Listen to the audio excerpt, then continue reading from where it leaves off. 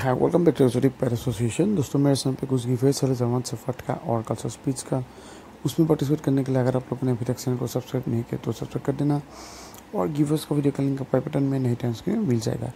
और दोस्तों फिलहाल ये मेरे पास आप लोग जर्मन शेफर्ड की डॉग दिख रही है, अवेलेबल है पानीपत हरियाणा में। और ये 2.5 साल की मेल है, डबल कोट में है और काफ़ी अच्छा क्वालिटी में, हेल्दी क्वालिटी में है।